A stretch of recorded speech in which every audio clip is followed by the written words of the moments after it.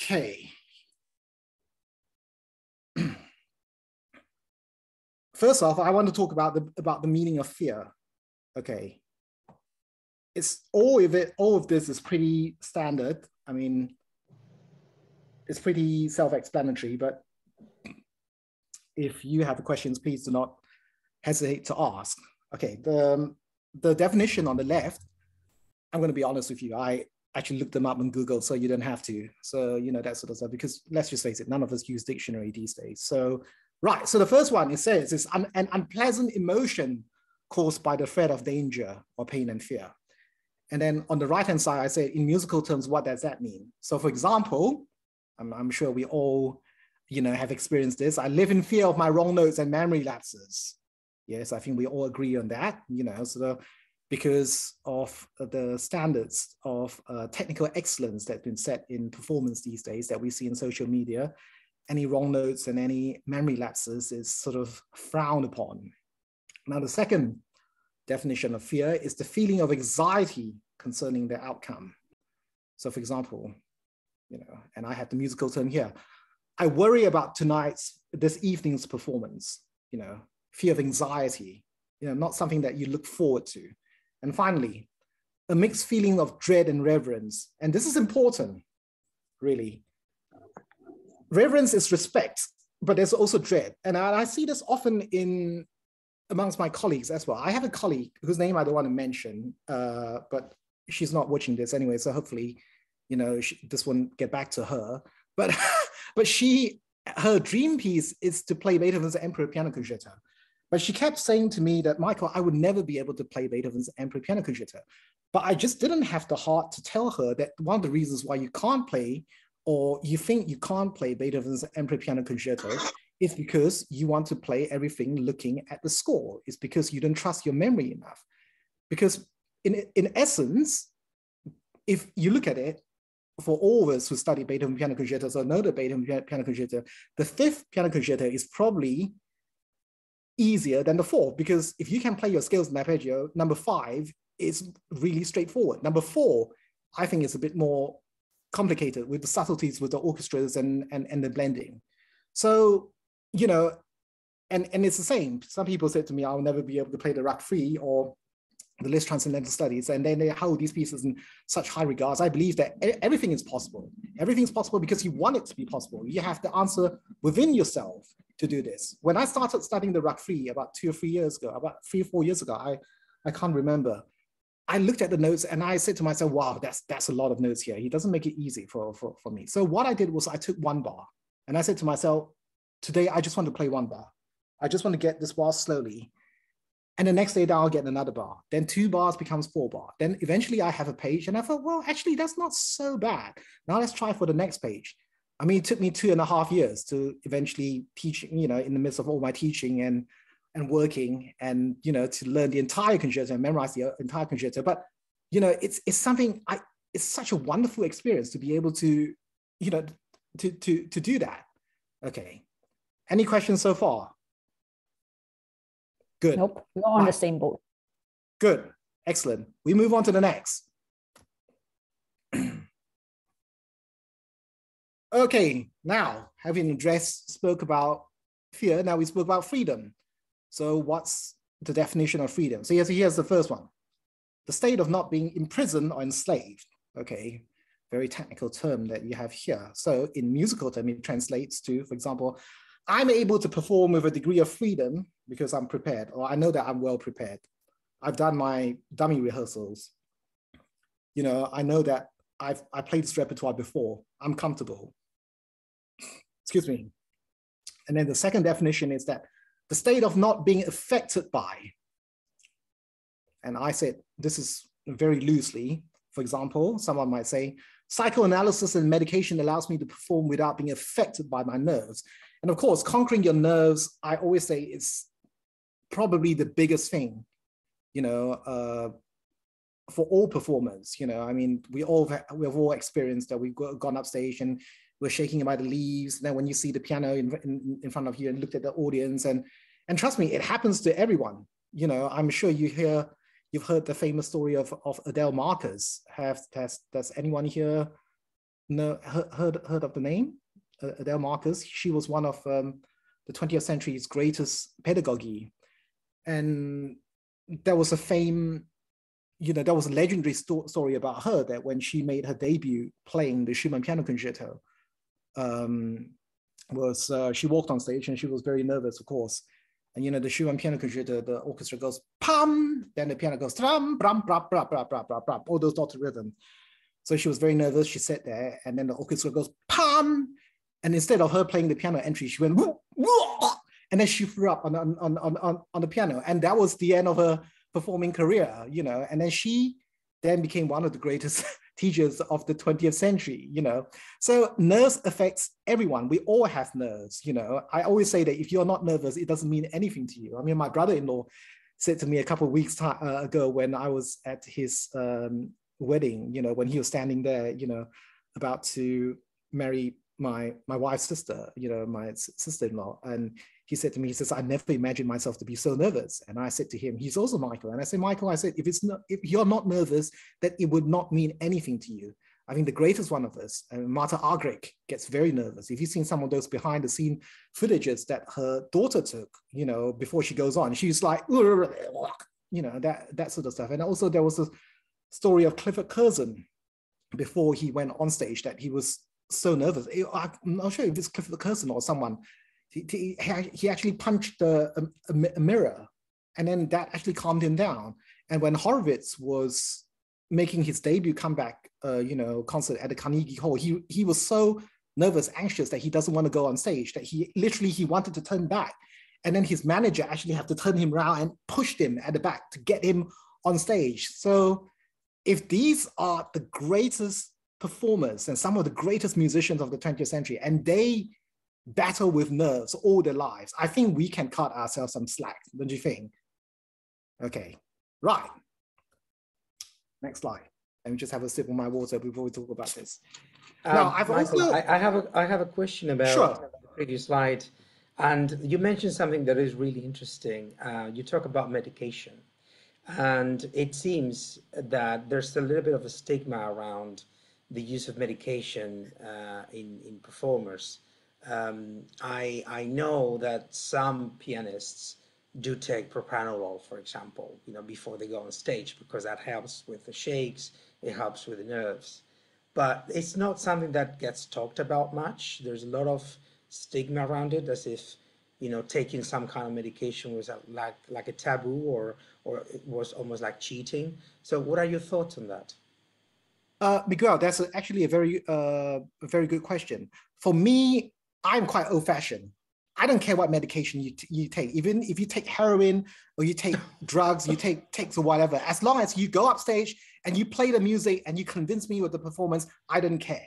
It's a very personal thing. For example, I would get very, very nervous at one stage, and I would take just a tiny bit of beta blockers. And my wife, when I told her that, she's also a doctor, and she discourages me from doing that because she felt that by me taking these, suppression that will, that suppresses my nerves, it's actually will hinder my performance because I'm going against what the body wants to do naturally. I have to learn to deal with my nerves. And what I feel it's very important is that nerves usually is linked in a lot of the time with our own sense of insecurity, childhood traumas, and all that sort of stuff, which I don't really want to talk about in this presentation because I think it's one of those taboo subjects again. And if there is, I'm very happy to talk to you in person about it, Miguel. But I think it's also one of those things that makes people uncomfortable. I mean, I know, especially when a lot of teachers said to me before, and I've heard teachers say, when you go on stage, you have to let go of your fears. You have to trust yourself, but it's not so easy. We all know it's not so easy when you go on stage. Yeah. It's very, very, sort of very. It's very personal. And when you and Miguel, also when you said about cheating, I don't think it's cheating in a sense, because from my experience, from what I've been told, even though I didn't study with him, one of the 20th century's most prolific performer, Lamar Krausen, who taught at University of Cape Town for many, many years, he would get terribly anxious and nervous before he plays concert, and he would take beta blockers all the time, and yet he still managed to play performances. So I'm quite old-fashioned, like I said to you, I'm quite old-fashioned in that sense. I don't care what medication you take. You can go up there and drink whiskey and then play the Schumann toccata and play it like an absolute goddess. I want to hear the music. It's like playing with score, something that we'll look at in the next slide. Some people have this taboo. No, you can't play with score. No, you have to do this, do that. I said, why does it matter? If you can convince me that you can play a great performance, I don't care what you do. You can wear pajamas and go out to play. I've seen some of the craziest stuff on social media these days. Now, this is Miguel, I'm going to tell you, I'm going to tell all the audience now.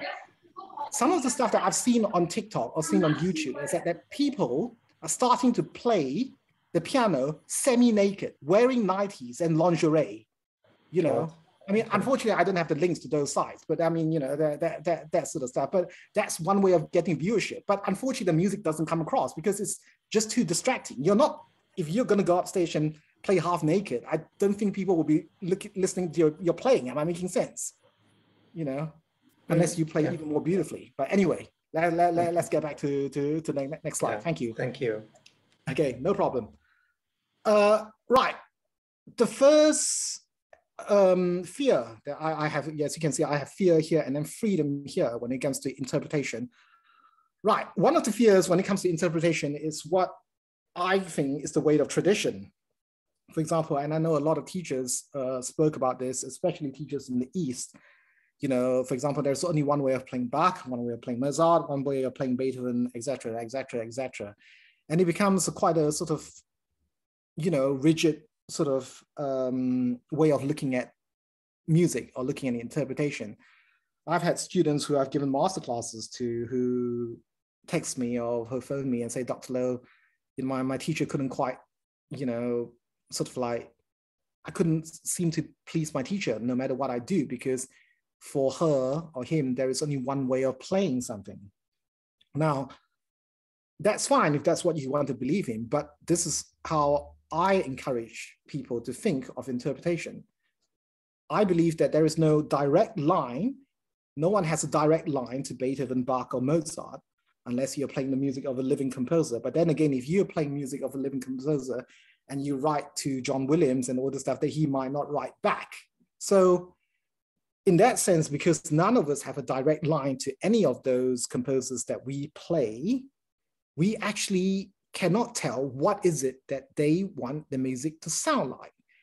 But having said that, I'm not saying that when we perform Mozart or Beethoven or Chopin or Liszt, we don't have to adhere to some sort of like structural integrity or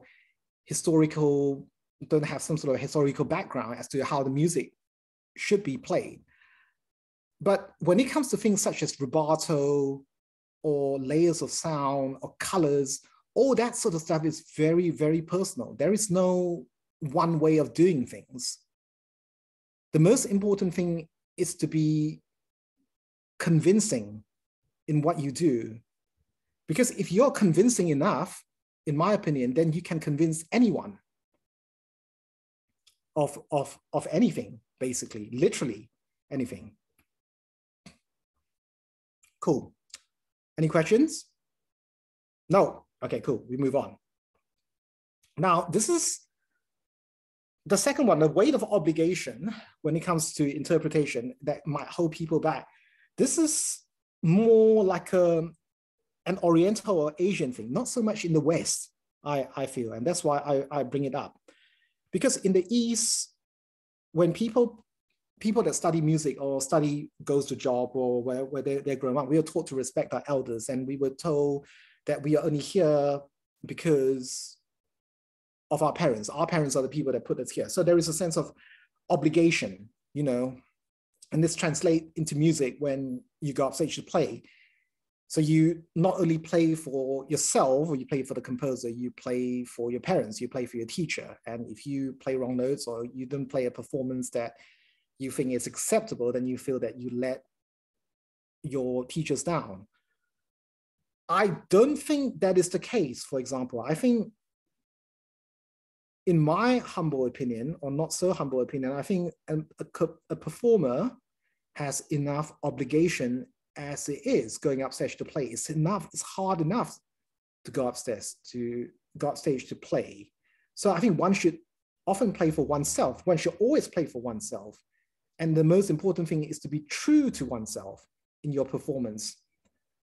I'm not sure if you know the story when Arthur Rubinstein started performing Chopin. Now, everyone knows that Rubinstein was one of the 20th century's greatest Chopin players. But when he started performing Chopin, his version of Chopin was very, very different from what was accepted Chopin playing of that time. Because the Chopin playing of that time, Chopin was seen as a very salon, not a serious composer, but a salon type composer, you know, who's, excuse the term here, quasi-effeminate, you know, who's doomed by tuberculosis. So everything was slightly hazy, you know, wishy-washy, you know, like, no, I wouldn't say wishy-washy, lots of rubato. But Rubinstein doesn't see that. Rubinstein saw Chopin as a very serious composer. So when he performed his Chopin was very strict, you know, rhythmically anyway, compared to the 19th century salon type Chopin. And initially he got a lot of backlash from it, you know, and people said that, you know, why is it that you have no rubato in your Chopin, blah, blah, blah, blah, blah. But he was adamant. He says, this is how I feel that Chopin has to play. I'm going to stick to my guns. And now, you know, hindsight showed us that his Chopin is revered as some of the greatest Chopin, you know, performances in the 20th century. So I think one has to be true to oneself, you know. But then again, on the other end of the spectrum, I've also come across, and I don't want to give these guys any airtime because I don't deserve it. I've come across, there's a YouTube channel of a guy who insists on playing everything half speed, literally, because his argument is that if you have a metronome, one tick of the metronome, there is not one beat. He calls it the double tick theory, or like double beat theory. So it's 2 ticks of the metronome equals 1 beat. So can you imagine? So instead of playing everything in crotchet equals 140, for example, now everything is crotchet equals 170. So everything is half speed. And he felt that that is the way to play all his music. You know, that for me is, you know, just 2 way out for me. Or I say in that instance is that your reality is not my reality, so that's fine. So we move on. Okay. Now, weight of expectation. Now, this is also an important one because we often see on social media and we see on YouTube performances of great pieces performed absolutely spotlessly. But what we don't often understand is that how much work it takes for the piece to get to where it is. There is a story when Dino Lipatti was asked to play the Beethoven Emperor Piano Concerto.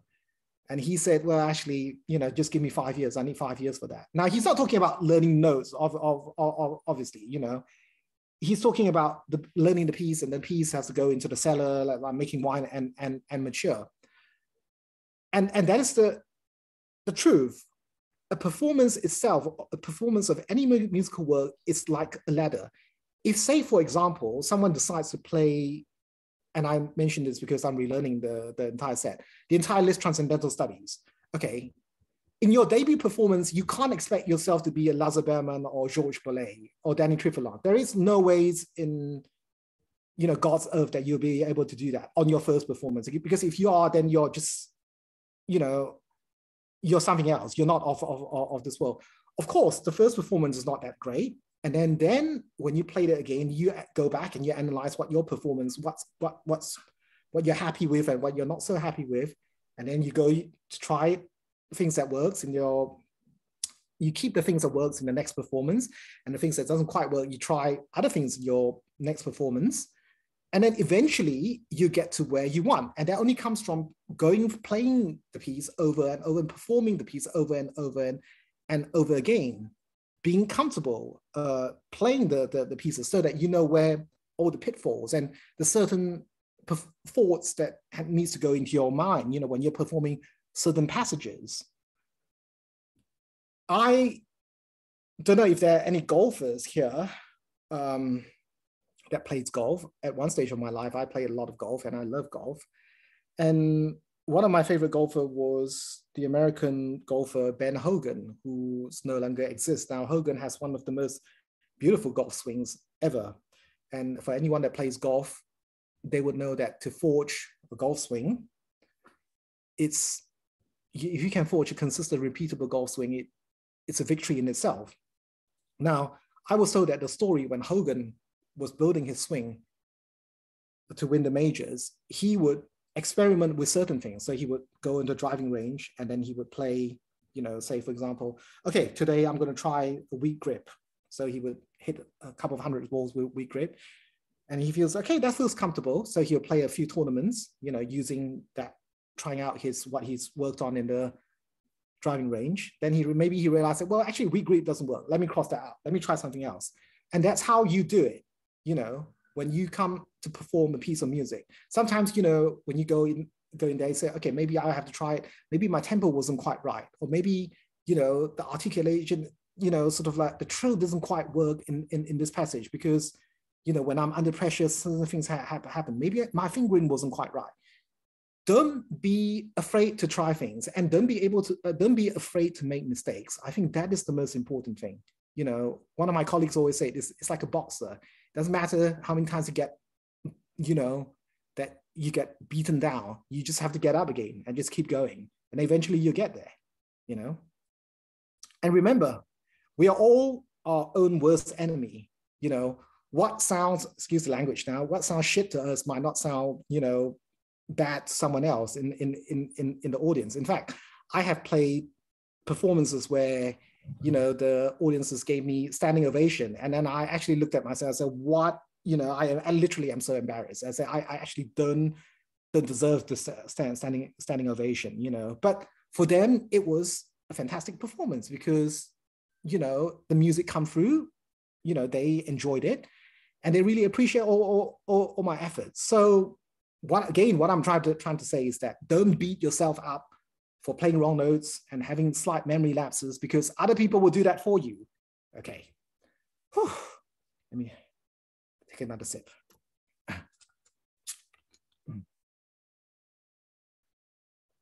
Okay, now we get on to the actual performance itself. Right, here we go. This is the big one, wrong notes. Yep.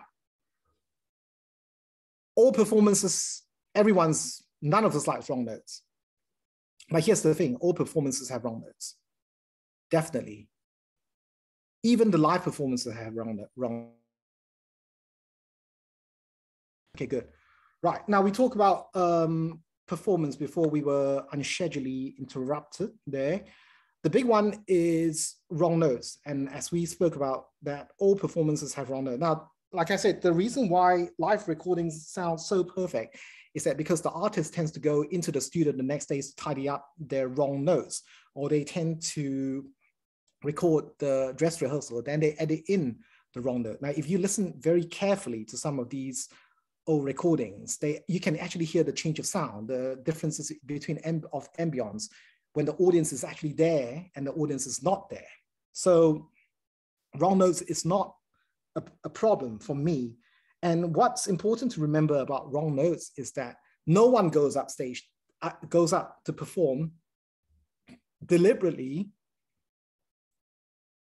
wanted to play wrong notes. I think that's very important. No one wants to go up and then play wrong notes. Wrong note happens because we're human beings. We're not machine, Okay, now the second one is memory lapse. Now this is like a sort of like a controversial one, something that Miguel said earlier, that touched on,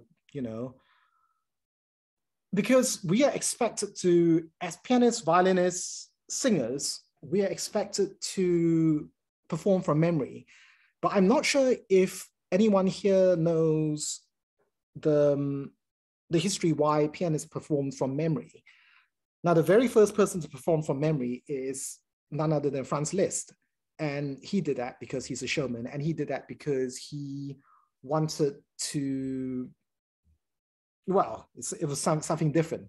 But the main reason why he performed from memory is because he couldn't get the jumps of his Hungarian Rhapsodies while looking at the score, because the jumps are too big. So he has to look at his hands.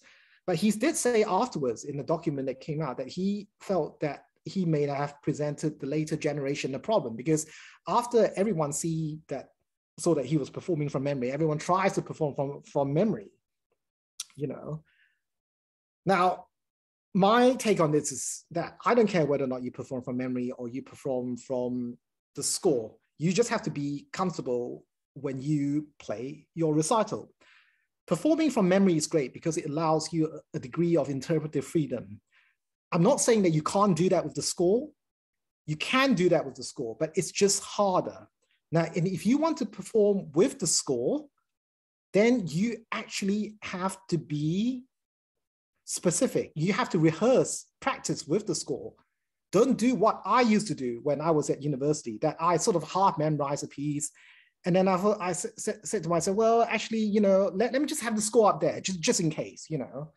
So I would play a performance and things are going well. And I was like, well, I wonder if there's an F sharp in that passage. Then I looked up and I was like, oh yeah, there's an F sharp. Then I looked down again and I was like, crap, I lost my place. You know, so that usually happens, you know, when you don't rehearse playing with the score. Now, if you want to rehearse with the score, that's okay. Have the score up there, and you have to know exactly when to look up and where to look up, and exactly when to look down and where to look down. But for me, as I said to Miguel earlier, and I'll say it again, I don't care. You know, if as a jury, as a teacher, whatever, if you perform with the score, you perform from memory, I want to hear a convincing performance. And if you can do that, then you're a winner. Then I'll buy you a drink, I'll buy you a coffee. We spoke about nerves and anxiety, you know, convince your own musical message, and then find a place for your musical demon. I'm sure everyone here has seen the Marvel movie Doctor Strange. Have they not? With Benedict Cumberbatch.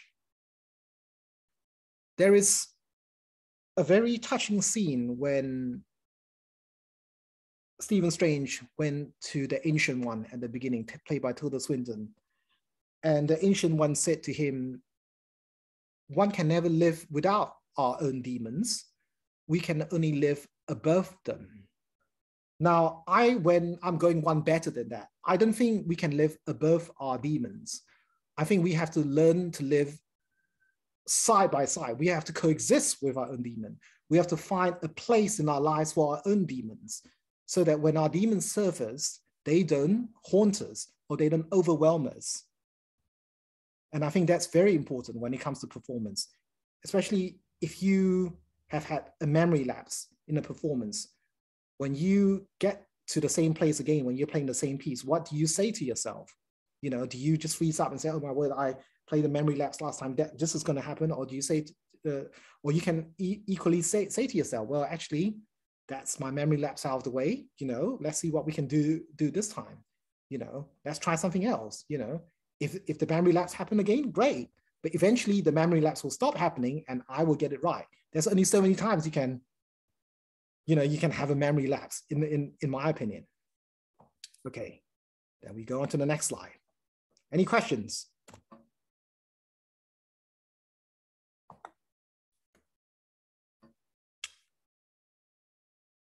Okay, as student of the arts, I often see this.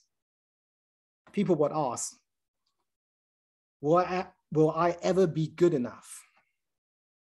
And the question is that, yes, I think you are good enough. I think everyone's good enough. But it's worth remembering that everyone develops in their own time. There is no time limit to get to where you want to get to. Unfortunately, we live in a world and a culture where if something doesn't happen to you by a certain stage of your life or certain age, then, you know, you seem to be cast away. You know, but I don't believe that. There is no time limit to anyone. You know, one of the phrases that makes me a little grossed out is when people say make it, you know, where I've made it as a performer or made it as an artist. There's no such thing as making it. If it, you know, or if it happens for you, I mean, if it hadn't happened to you by the time you're 20, in your late 20s, it doesn't mean that it still won't happen to you when you're in your late 30s. Sometimes you just need to live life, you know? And linked in with this is that, will I ever be a prize winner? And I know this is, you know, a lot of aspiring, talented young, you know, artists or young students ask me that. I say being a prize winner is not what it is, what it was. I'm not saying that don't go and win the Chopin competition. That's not why I say, oh, don't go and win Leeds competition. Although if you want to enter the Tchaikovsky competition, I would seriously ask you to think twice, because after everything that's happening in Ukraine and Russia, I don't think they recognize, the world at the moment doesn't recognize the Tchaikovsky competition. So, you know, so that is the only one. So, but if you want to go and enter Van Cliburn and all that sort of stuff, then great, good for you. The point I'm trying to make is that being a prize winner sometimes doesn't just depend on your performance. There are a lot of other factors in play in an international competition. So it's very difficult. It's very difficult for me to say being a prize winner is what it's cracked up to be, especially now that we live in such an age where social media presence take precedent, you know, that you have so many people playing on TikToks, on Instagram, and these are technically fantastic players. Okay, fine, they only have 15 seconds, but then if they link you to the YouTube, if they can play the rest of the 15 minutes, then great, you know. And last but not least, I always say you alone are responsible for your own artistic trajectory. You know, you alone have your own answer to what you want to achieve. And for me, the most obvious thing is that a teacher can tell you or give you advice on how to do certain things. But at the end of the day, you still have to go home and try things out for yourself and see what works and what doesn't work. Because we are all different, and because all of us are at the mercy of the body that we are given. What works for one teacher might not necessarily what works for another teacher. What works for one pianist might not necessarily work for another pianist. Like, let me give you an example. I have a few students, Chinese students, living in Cape Town. For those of you who know, Cape Town has quite a vibrant Chinese community. And these couple of these students have what they call a practicing app developed by, I think, Lang Lang or somewhere in China. They call it VIP 陪练. 陪练 means like a practicing partner. So, you know, they would practice, they would log on, and then there will be another student or a conservatoire student or someone that has a certificate will sit and practice with them. Now, the first thing they say to all the students or my students is that you have to be in this position. That's the hand position you have to be in. Okay, because in China, that's how they play, this position. Now, I don't want to come across as rude to say dogmatic. Fine, if you want to play that, that's fine. But then similarly, you know, there's some of my students who play with slightly flatter fingers, but supported, that's also fine. And some people play with even flatter fingers, that's also fine. You know, we're all different. But what I'm very strict about is that you must be aware of tension. If you feel that there is tension here like this, which you will generally have, because I feel that there's tension when you have this position, then you can't play with this position. That it'll be very difficult, because tension is the biggest killer when it comes to playing any piece of music.